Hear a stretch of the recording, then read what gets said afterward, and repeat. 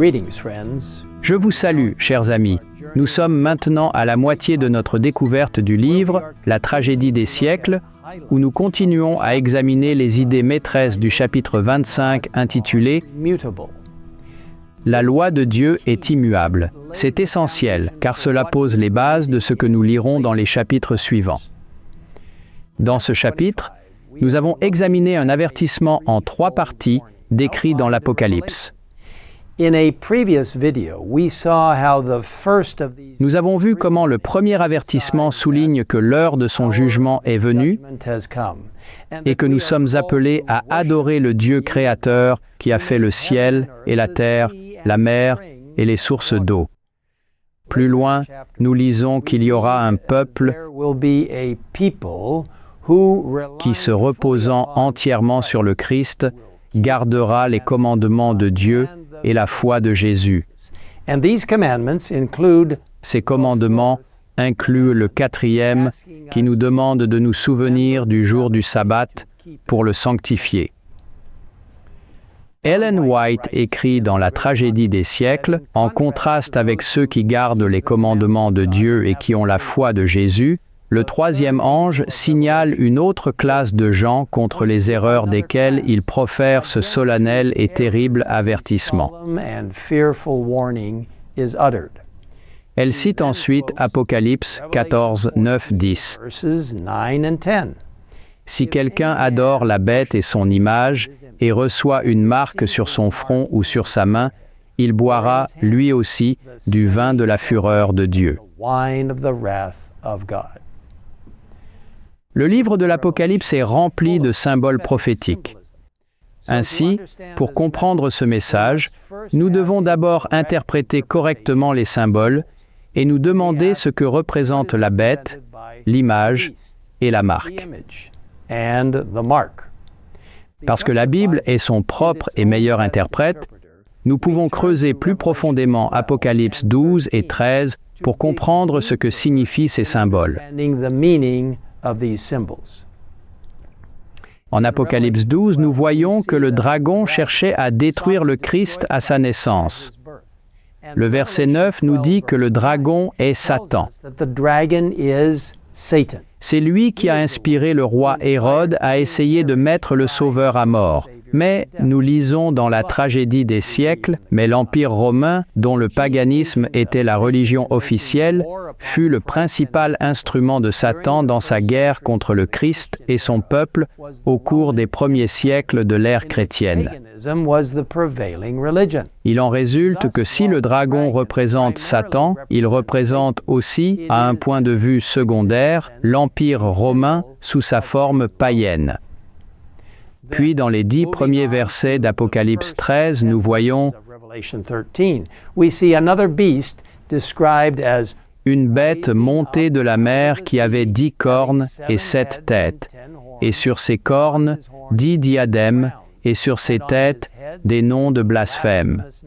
Au verset 2, il est dit que le dragon lui donna sa puissance et son trône et une grande autorité. Nous lisons dans La tragédie des siècles, comme la plupart des protestants l'ont cru, ce symbole représente la papauté, qui réussit à s'emparer de la puissance, du trône et de l'autorité de l'ancien empire romain. La description de cette bête se poursuit dans Apocalypse 13, 5, 6. Et il lui fut donné une bouche qui proférait des paroles arrogantes et des blasphèmes. Et elle ouvrit sa bouche pour proférer des blasphèmes contre Dieu, pour blasphémer son nom et son tabernacle et ceux qui habitent dans le ciel. Et il lui fut donné de faire la guerre aux saints et de les vaincre. Et il lui fut donné autorité sur toute tribu, tout peuple, toute langue et toute nation. Étonnamment, cette prophétie est presque identique à la description de la petite corne du chapitre 7 de Daniel, où nous lisons « Il prononcera des paroles contre le Très-Haut, il opprimera les saints du Très-Haut, et il espérera changer les temps et la loi, et les saints seront livrés entre ses mains pendant un temps, des temps et la moitié d'un temps. » Cette période équivaut à 3 ans et demi prophétiques ou 1260 jours prophétiques.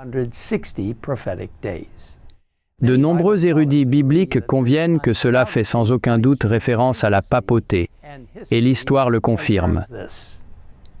Voyez-vous, en Apocalypse 13:5, il nous dit qu'il lui fut donné le pouvoir d'agir pendant 42 mois. Le prophète Jean dit aussi « Je vis l'une de ses têtes comme blessée à mort ».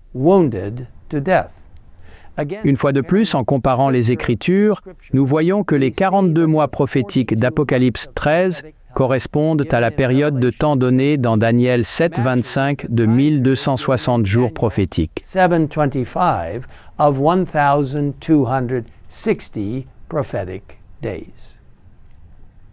Cela correspond parfaitement à la période d'oppression et de persécution papale, commençant avec la suprématie de la papauté en 538 après Jésus-Christ et se terminant en 1798 lorsque le pape a été capturé par l'armée française. C'est ce que l'on entend par la blessure mortelle mentionnée en Apocalypse 13:3. Nous devrions aussi remarquer cependant que le même verset indique que cette blessure mortelle guérirait et que toute la terre était dans l'admiration derrière la bête. Mes amis, permettez-moi d'affirmer clairement que cela ne fait pas référence à une seule personne, ni ne condamne pas tous les croyants d'une certaine religion à une perte éternelle.